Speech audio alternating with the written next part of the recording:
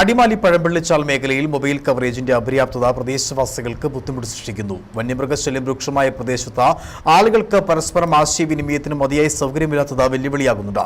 പ്രദേശത്ത് സ്ഥാപിച്ചിട്ടുള്ള BSNL mobile tower എത്രയും വേഗം പ്രവർത്തനക്ഷമമാക്കണമെന്നാണ് ആവശ്യം. മൊബൈൽ നെറ്റ്വർക്ക് കവറേജ് വേണ്ടവിധം ഇല്ലാത്തതിനെ തുടർന്ന് പ്രയാസം അനുഭവിക്കുന്ന ദേവികുളം താലൂക്കിലെ വിവിധ പ്രദേശങ്ങളിൽ ഒന്നാണ് പഴമ്പള്ളിച്ചാൽ മേഖല. നിരവധിയായ കുടുംബങ്ങൾ ഈ പ്രദേശത്ത് താമസിച്ചു പോരുന്നു. വിവിധങ്ങളായ സ്ഥാപനങ്ങളും പ്രവർത്തിക്കുന്നുണ്ട്.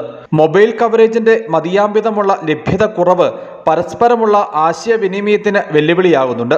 പ്രശ്നപരിഹാരത്തിനായി പ്രദേശത്ത് സ്ഥാപിച്ചിട്ടുള്ള മൊബൈൽ ടവർ എത്രയും വേഗത്തിൽ പ്രവർത്തനക്ഷമമാക്കണമെന്നാണ് ആവശ്യം.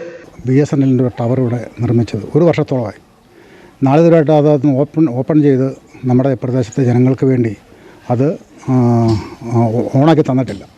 അപ്പം ആ രംഗങ്ങളിൽ ഒരു അത്യാഹിതം സംഭവിച്ചു കഴിഞ്ഞാൽ ഈ കാട്ടുമൃഗങ്ങളും കാട്ടാനകളും എല്ലാം ഇറങ്ങി ഇവിടെ പ്രശ്നങ്ങളും സൃഷ്ടിക്കുമ്പോഴും ഞങ്ങൾക്കൊന്ന് വിളിച്ചു പറയാനോ ബന്ധപ്പെട്ട അധികാരികളോട് ബന്ധപ്പെടാനോ കഴിയാത്തൊരു സ്ഥിതി നിലവിലുണ്ട്.